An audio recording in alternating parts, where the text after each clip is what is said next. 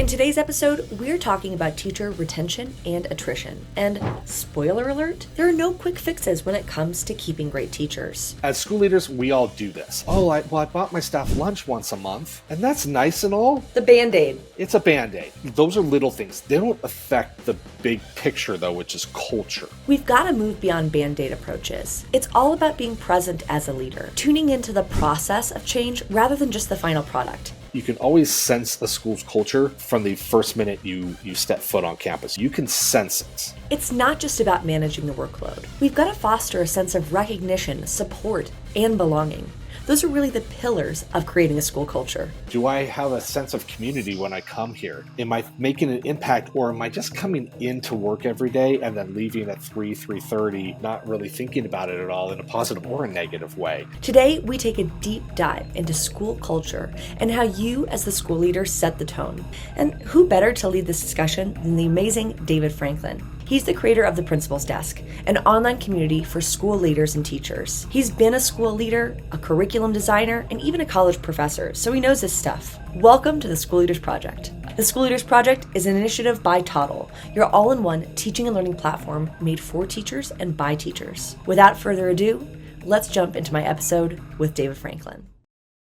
All right, everybody, welcome to the School Leaders Project. I am so excited to have David Franklin on the show. David, thanks so much for being here. Oh, thanks so much for having me. Excited to be here. And I was so excited to have you come on because you're one of those people who we could talk about a million different things. So I was excited. I think the thing that's kind of come up and surfaced in a lot of the groups I'm part of is this idea of teacher attrition and retention. And I found a stat from the UN. By 2030, we're expected to be 69 million teachers short. So I wonder if we can dig into this together, this idea of attrition and retention, David. The reality is that a lot of schools out there are facing vacancies and have had vacancies now for years.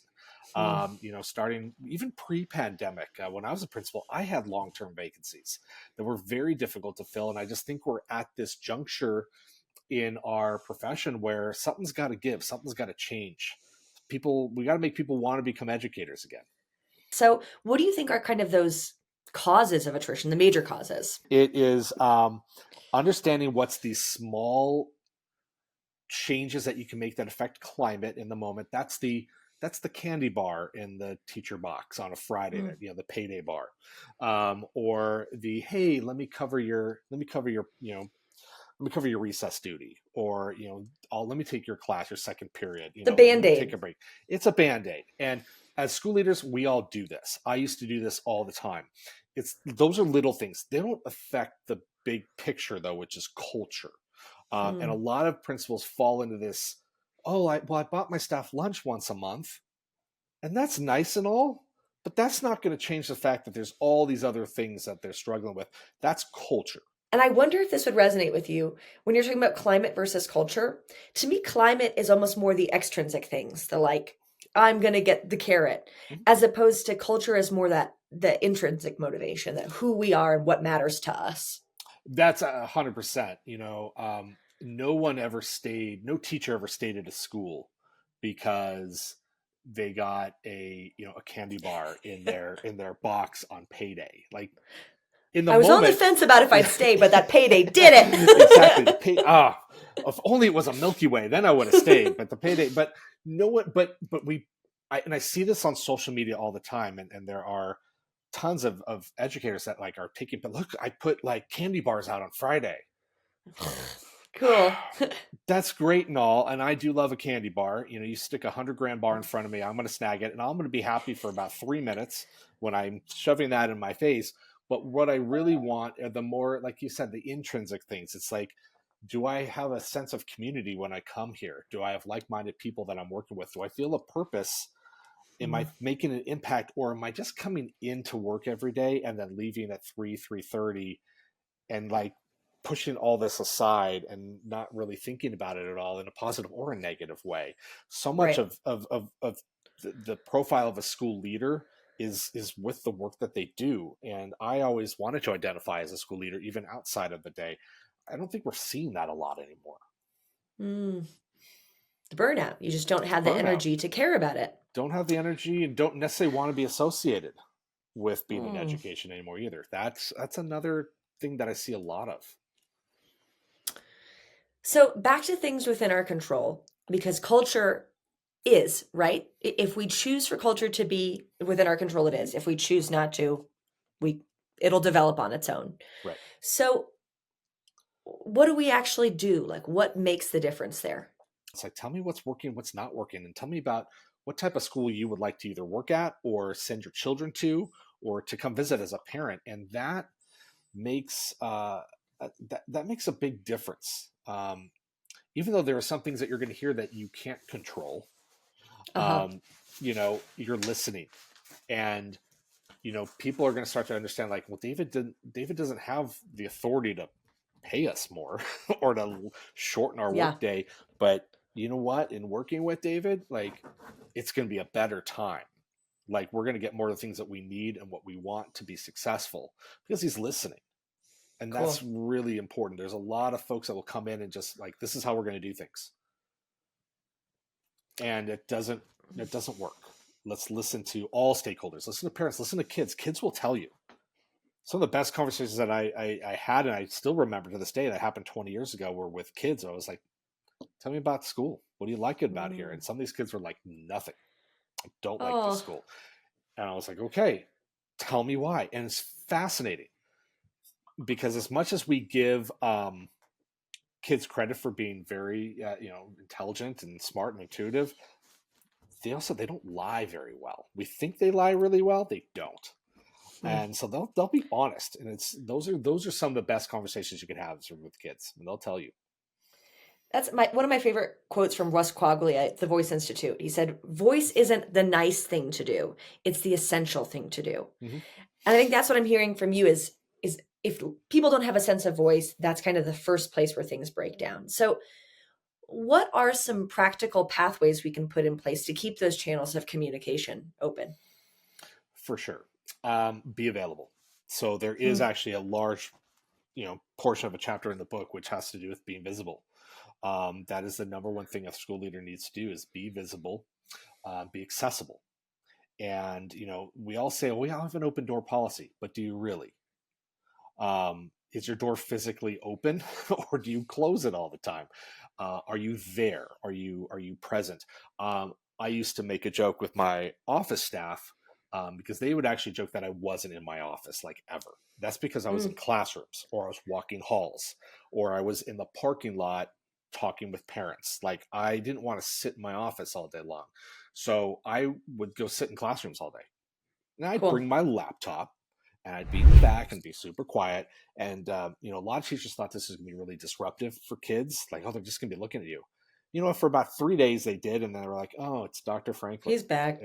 Whatever. He's going to sit back there, um, and they don't care. But for my teachers, I wanted them to understand that I'm not there to evaluate Assess. anything. I'm there to be a support. I want to see what you need from me before you Cool. even ask me for it. And that was very helpful. And same thing with parents. I wanted them to come talk to me. I wanted to see that, hey, I'm in the parking lot. I know your kid's name. I got very good with, in parking lot duty, Mm, seeing a kid's car um, down the street and be able to call them up, be like, oh, your dad's coming. And the dad would cool. be like in the line, like 10 minutes down, but I could see the car. And that meant something to the parents. That builds culture. That builds the wanting to be around something like this. I think so many times when we have these leadership discussions, it comes back to that you as the leader set the tone. And if you want your teachers to be engaged and present and making those genuine connections with students, they've got to see you doing that too. Mm-hmm. And it's hard work. I mean, we know there's a lot of work. We know it's easier just to get stuck into our office. But even if it's one day a week, you say, I'm not going to be in my office, I'm going to be out there. Give it a try, yeah? Yeah, my thing that I challenge school leaders on is visit every classroom once a week. Cool. It doesn't mean you need to be in there for an hour. And if you're a high school leader, you're listening to this going like, dude, how am I going to make that work? I have 180 teachers. Split it up between your APs, like, But I had I had 35 classrooms at my middle school, and I was in there at least once a week with everyone. From my elementary, I had 22. And so it was Hmm. manageable for me. If it's not manageable for you as a school leader, if you have an assistant principal or a dean, split it up, but be there, be present. And it's something to strive for. There's going to be some weeks where you're not going to be able to hit that target because something happened, or your attention is required somewhere else. But that's what I would strive for: is every classroom once a week. Was that more organic for you or more systemic? Like, did you create a system or you just responded kind of naturally? Originally, it was natural. But then, knowing the job that we do as school leaders, where we're pulled in 8,000 directions, I calendared it on my calendar and shared it with my office staff. And I Cool. said, okay, from 8 to 10 on Mondays, I'm in classrooms. And then I made a rule where, um, you know, I'm not going to carry my radio. Um, they had my phone number. They could text me like, "Hey, Yeah. like we need you in the office." But unless it's in the book, and I'm going to butcher it because I don't have it in front of me. But it's the only reasons to basically text me or call me were if the school was on fire, literally, like I need flames. There was a student that got injured severely that required me to be up there, or unfortunately, with one of my schools, if the police showed up, Yeah. because that did happen quite frequently. Otherwise, that angry parent, they can wait for me. This is more important. Cool. And for or a teacher who came up to me, I said, it was like, I'm in classrooms. I will see you during a break, or I will come visit you after school, but that's my time. And Cool. after a while, people really understood it and respected it. I love that. Doug Fisher was on our show and he mirrored the sentiment that communication is like the number one thing, that's what we're assessed on as leaders. That's how people tell if we're credible or not. And what I love about what you just said was you had a system for yourself and then you communicated that system clearly to all the stakeholders who needed to know about it. Right? So they got to see you were modeling so many skills in just that one action. Yeah. And it also, I was prioritizing the school. I was prioritizing what I felt I needed to do to be in service of those that I worked for. And, those are teachers and kids. And Cool. that's my job. And if I'm sitting in my office, I'm not really doing that. Yeah. Woof.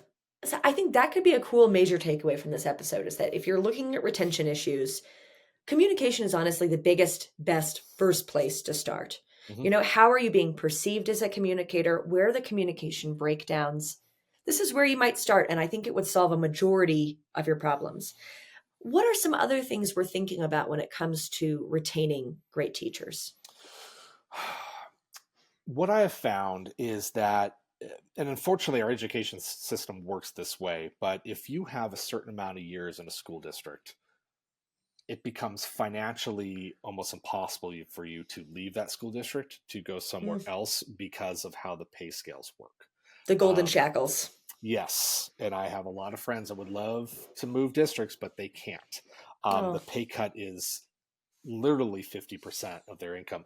But what we're having newer teachers rather, leave within 2 or 3 years.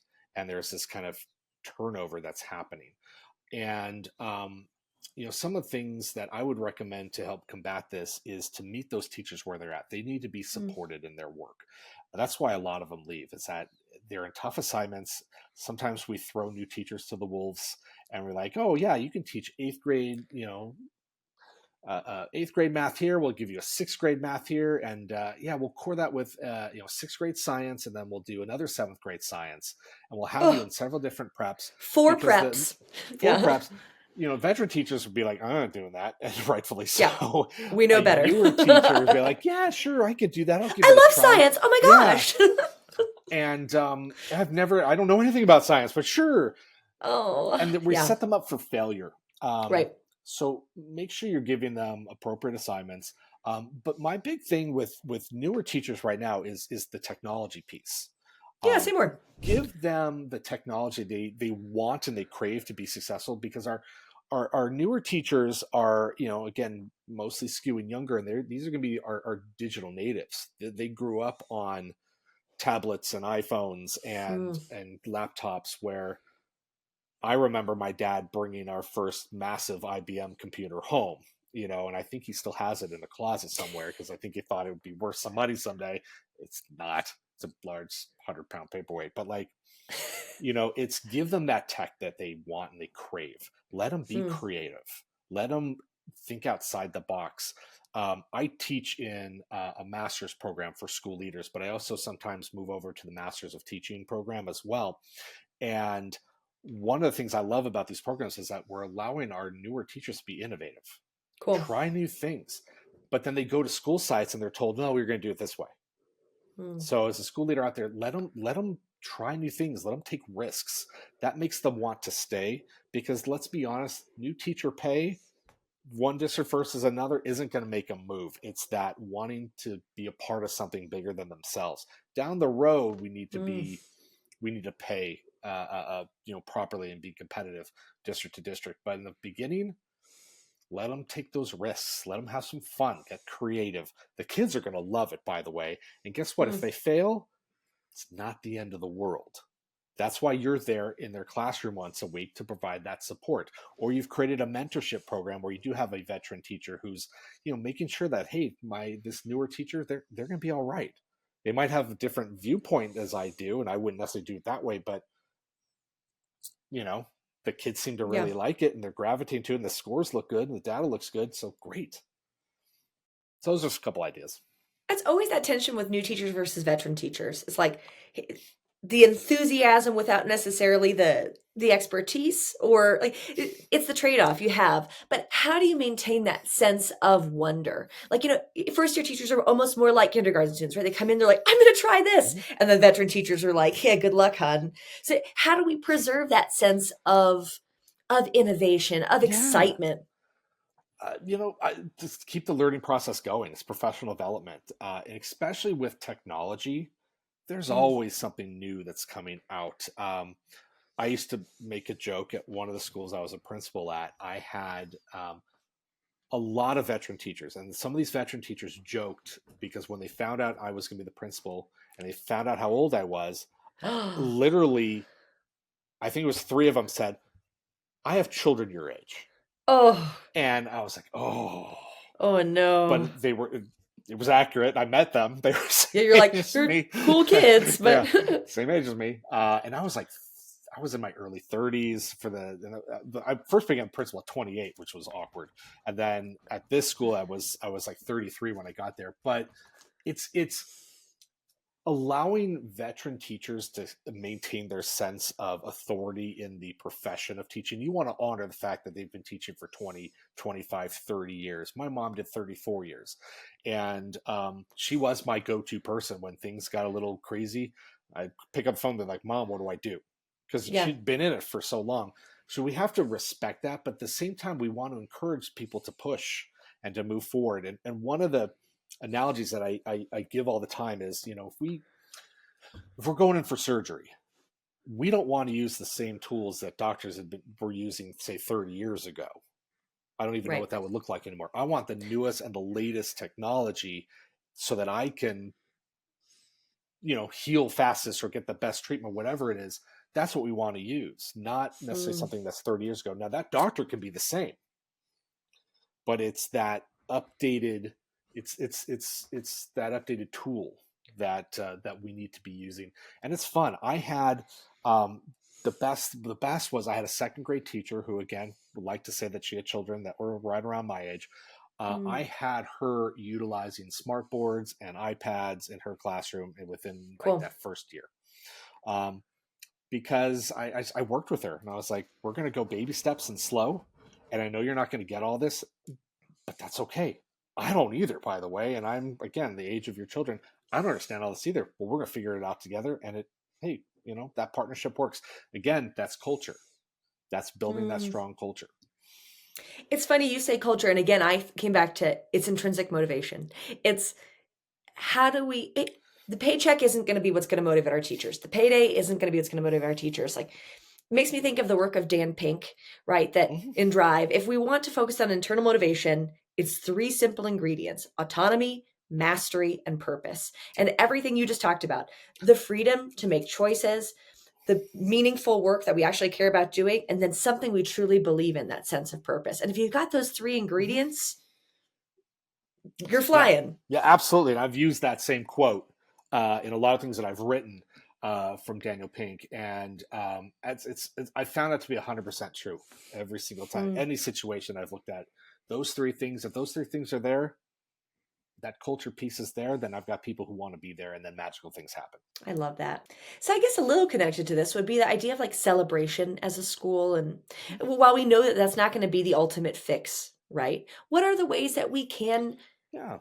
meaningfully celebrate together? Yeah, celebrations is really important. It's Hmm. very easy in education to get bogged down in everything that's not working. Um, and unfortunately, that's what we spend as school leaders a lot of time on, is what's not working. So we look at our achievement data, and we're like, oh, okay, we got to make fixes here, fixes there. That's our role. But there are things to celebrate. And Right. so, again, it's not going to be life altering for most people, but you never know. There could be that one teacher at your school that's never been acknowledged for anything, and they've Yeah. been there for 12 years. And you know what? They might not be the most masterful teacher at that school, but I bet there's something that they do really well, better than Yeah. most, or better than everyone there, that we can celebrate. So a lot of times, when schools do, like, oh, we're gonna do a teacher of the month, or we're gonna celebrate teachers or nominate teachers for this, it's the same. Mm. It's just like kids. It's the same people over and over again. The popular kids. It's the popular kids. I was never one of those kids that got acknowledged because I wasn't a popular kid. But it's finding what is successful with everyone that is really Mm. important. And then on the flip side, it's the same thing with kids. We keep, like, oh, the highest GPA, or like the best attendance, which I think we need to throw that out the window now, because if your kid is sick, keep them home. We just, please do that. Um, but it's finding the kids who maybe they have a 2.5 GPA, Mm. which we know is not the best. It needs to get, we need to do better. But maybe last year they were at a 1.5, Right. and they've made that huge stride. So it's celebrating where they were and where they are now, because you could have some of the biggest gains there. And we do that with our students that are, English language learners, Right. where, think about the fact that they are learning a second language while they are learning academic content. I press anybody listening to this to do that. I would Right. fail miserably at it. These kids are As an having to do it adult, as an with the adult, learning skills you have. with several degrees and a lifetime of experiences. I would be horrible at this. We're making, 7-year-olds are doing this, and it's amazing to watch that transformation. They might not have it solidified until they hit middle school, but to celebrate them as they go through, they're not going to have the Mm. highest test scores. Maybe they're not going to have the highest GPA, but you know what they're going to have? They're going to have some of the best growth that's out there. And that's what you celebrate. Mm. You celebrate parents. You want to, parents are volunteering, but also parents that, like, a lot of the behind the scenes work that no one sees. So we had a lot of teachers at my elementary, or a lot of parents at my elementary school that, they would come in and they volunteer in the classroom. But I Right. had most of my parents, they were working. They couldn't do that Yeah. on a regular basis. And a lot of them wanted to do something for the school too. So they did things that no one saw, but they made a huge impact. I like to celebrate those parents, because at Cool. night, when they're, should be resting or watching TV or reading a book, whatever it is, they're, collating things for me. They took home a stack of papers to collate, because they had Mm. between 9 and 11 in the evening to do that. And that to me meant something, and so, there's a lot of different ways to celebrate. Always have something going, always have something to look forward to. That's important. Cool. One thing that stood out to me is I think as leaders, we zoom out. That's part of our job, is to Mhm. zoom out a bit. But when you zoom out too far, you do just become product focused. You just do see the end result. And what I'm hearing from you is this intentional shifting back in of, it's almost, I think, like Google Maps, kind of zooming and dragging and placing yourself back into the Yeah. epicenter of things. Mhm. And that in the process, that's where like meaningful connection and celebration lie. It's those small moments and shifts. It's the small moments. We've all done the big celebrations, Right. and those are great. And I'm not taking away from any of that, but it can be something that, like, no one else sees. I It's love the it. it's the phone call to that parent who collated from 9 to 11 in the evening, when they didn't have to, when they worked a full day, and just a, hey, or, it could be a thank you, or it could be a handwritten card that you send home with the child or you mail home. That makes a world of a Mm, difference to a lot of people. And again, it's that acknowledgement that you see them, you right. appreciate them, and that they're making the school a better place. Cool. I guess I'm thinking more about like the high flyers themselves. You know, like you've got that teacher who already is the master of tech and is doing extra learning. How do we Mm. retain them? How do we keep them Ah, motivated? a lot of times I will put them into mentor positions and spots. I'm thinking in my head, she was a fifth grade teacher when I was principal at the elementary school. She was my tech teacher. I mean, she taught fifth grade, Yeah, but she was all in, and she was one who would bring me things like, what about this, what about that. I helped her deliver, or she helped me rather deliver professional development to my teachers. I sent her to conferences and then to report back out. And cool. so I put them in kind of these leadership type roles because a lot of times that message is better received from teachers it's delivered by a teacher, not from me as a leader. But also, to be honest, she was just Better. more knowledgeable than I was. Like Yeah. she Awesome. Yeah, I mean, she was boots on the ground. She was physically using it in her classroom. So everything that I was bringing was, I don't want to say it was theoretical, but But like more theoretical more theoretical. She actually was doing it with 34 kids, and in their that in context, yeah, in with huh, all the same restraints.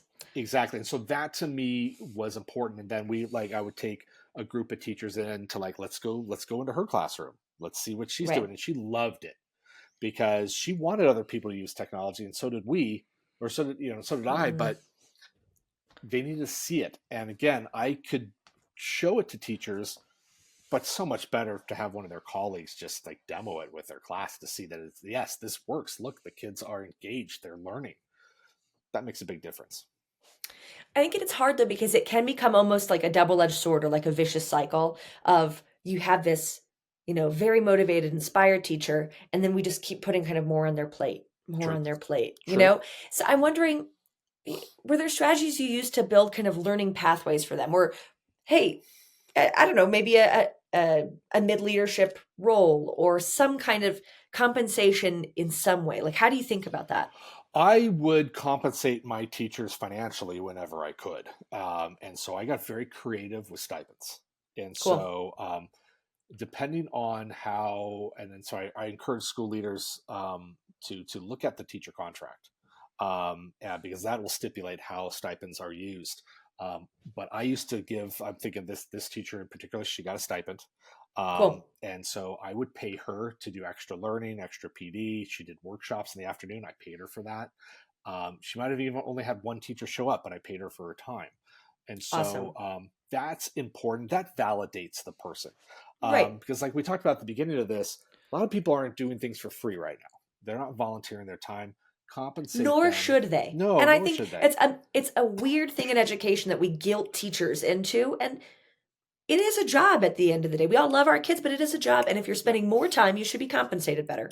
Well, I'll tell you the phrase that I dislike the most in education is one that's used all the time. You see it popping up on social media. It's teachers do it for the outcome, not the income.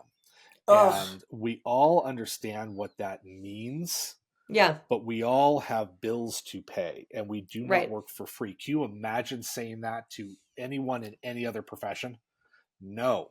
Right. They would get angry at you. They'd be like, I don't do things for free. Yes, I volunteer my time for like charity work and other things, but we've been asking teachers for too long just to work for Bear the load. free, basically bear the load because you're doing something of a it's a higher calling. No, it's not.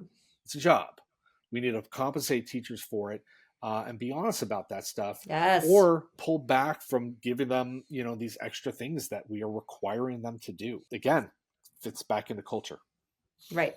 You can't have your cake and eat it too, You right? can't. You got to pay the troll toll somewhere along the way. Like you've got to make sure that people are feeling not only excited and inspired, but also that it's Yeah. doable. Like, Yeah. yeah, how do you do that? What things can we take off of the plate? Like where do you start if I'm a leader and I'm like, I want to take things off the plate. What do I do? I would do a kind of take stock of what additional duties are out there that teachers are required to do. One of the things that's built into a lot of teacher contracts is before or after school duty. And Right. that's it's in the contract, so they have to do it. But I used to go in, I used to take I'd be like, I'll stand there, you go do Go plan, do whatever. anything else that you want to do. Um, you know, a little, that's the little things like that I can Mm, kind of help out with. But kind of the larger stuff is you know, what can I do again to put systems in place that make your life easier? So if teachers are spending way too long doing data analysis on their last common formative assessment, well, okay, well, what tool are we using to make these, to look at the data? If it's too cumbersome, let's look at something else. If it's yeah, taking you 6 hours to do analysis when it really should just be taking one, I need to figure out how to give you your 5 hours back. I don't have the right cool. systems in place. So you can have the smaller discussion, but then you can also have the larger discussion about systems. In a way, it seems like I encourage leaders often to do a time audit of themselves, but do a time audit of your teachers. Like if a teacher were doing every initiative that you've put out this year, how many hours a week would they work? And do you think that's acceptable? Right. I agree. Considering also the fact of what their take home pay is, and then Right. also they have lives, they have families, they have other obligations, and unfortunately, because of the way that our systems work for so long, a lot of these teachers have second jobs, I know. which is awful. Eh, Okay, we've been nerding out a lot, you and I, about AI. So I wonder, in this idea of reducing the load for Yeah. teachers, what kind of possibilities do you see for AI to do that? Oh, there's so many. And in my kind of like looking at things and trying things out, I'm literally scratching the surface. Um, but anywhere between, lesson plans, which Mm, are amazing, by the way. You just go on there and you type in, I'm looking for, causes of the Civil War. I'm going to be very broad, right, and it's going to give you something, and then keep paring it down. Get a little bit more specific for every question you ask. It's amazing what will come up. Then you say like, okay, make this for a third grade classroom. Okay, then right, make it for an 11th grade classroom. It's amazing. Um, Newsletters. A lot of schools require teachers or strongly encourage teachers to send home, say, a weekly newsletter, or maybe it's a monthly newsletter. There's so much that goes into that people don't understand. AI can right. help write those letters, write those different portions, and you're just then making them Whoop. alterations and pasting. It's just so much easier. So kind of like the little tasks like that, but then also writing common formative assessment questions. I Hmm. used to spend hours with teacher teams writing out common formative assessments and trying to figure out, okay, what questions we ask and what level are these at. AI can help you in that whole entire process. And you're Right. going to save hours and hours of work here. And again, it's just scratching the surface here, but it's also fun. It's fun to Yeah. go on to some of these AI chat bots and like just play around with like typing in prompts and seeing what it comes up with.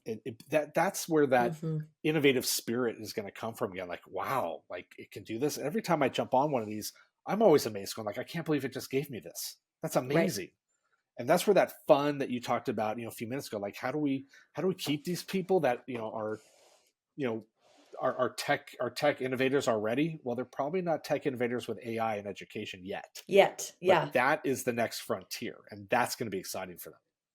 That's what Dylan Williams said on the podcast. He said, now more than ever, teachers need time. They just need time to play and explore Yeah, because you don't, it's how AI works. You just don't pick it up and figure it out. The more that you right. use it and play with it, the more it becomes, I don't know if you felt this, but almost part of you, almost a part of how your brain kind of functions. That's cool. Yeah. It is the Wild West, but it's so exciting. And I I think love that it. is the spark that I think a lot of teachers need right now. They need something exciting. S- I agree.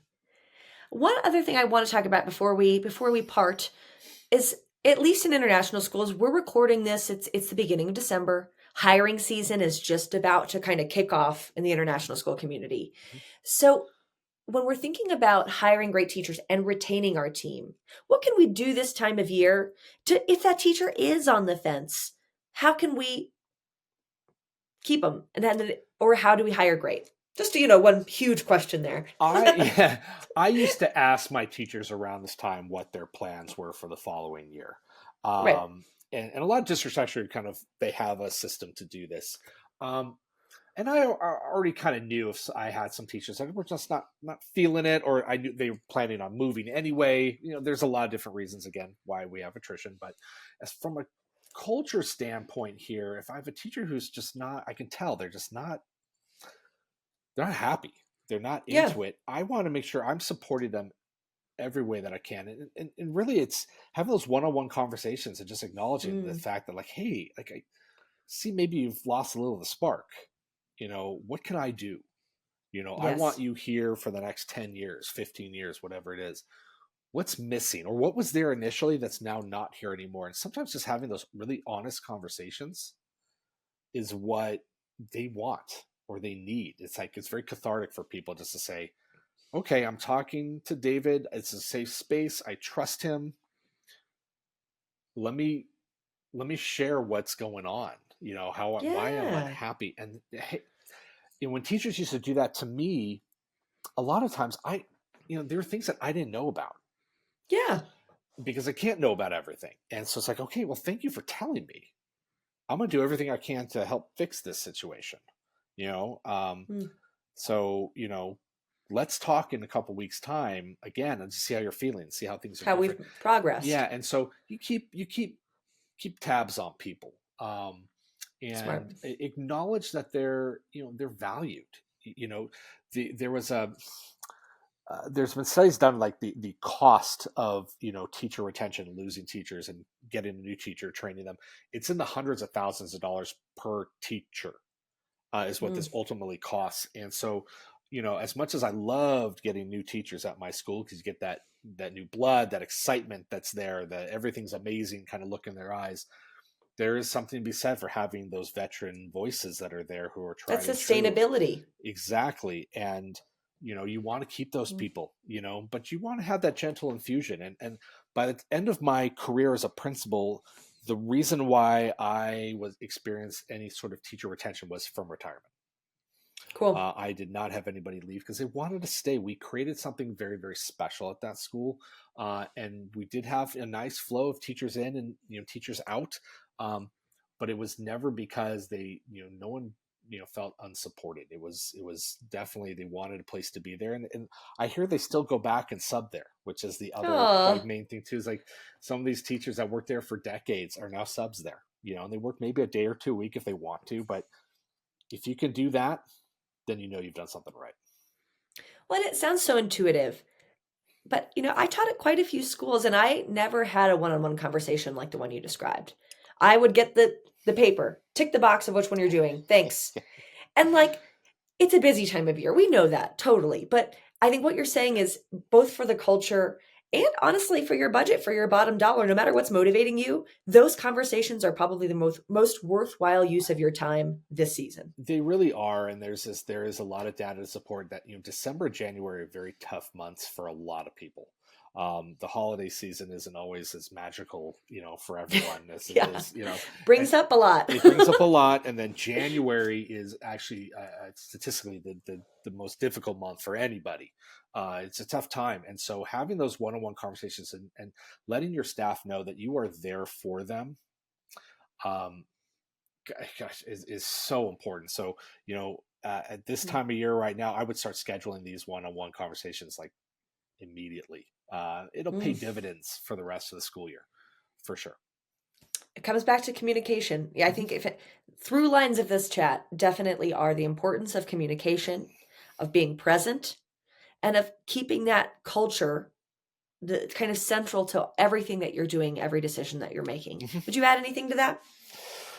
I think those are three really good tent poles of this. I would say just tie it all into that overall vision of what you and your community want for your school. Make sure you're tied into the greater community and what you want the outcome of being a student at your school to look like for those kids. What do you want them to look back on at their time at your school? How are they going to respond? And we say, like, what do you think about being at ABC school? Yeah. um, that's important. If again, like, you got that communication that's there, if you're present and you're keeping culture, top of mind, I think they're going to have good things to say down the road. I love it. Well, teaching is a tough job. Academic leadership is a tough job. And like, neither of us is saying this is easy stuff, guys. But, just I think also give yourself a little love as a leader. You're doing amazing stuff and just keep going. Absolutely. Well, David, I think this was a really fun chat. I'm just so thankful to have gotten to know you. I think of you as a friend now, and I'm excited to partner with you in the future. And just thanks so much for coming on. No, thanks so much. It was great.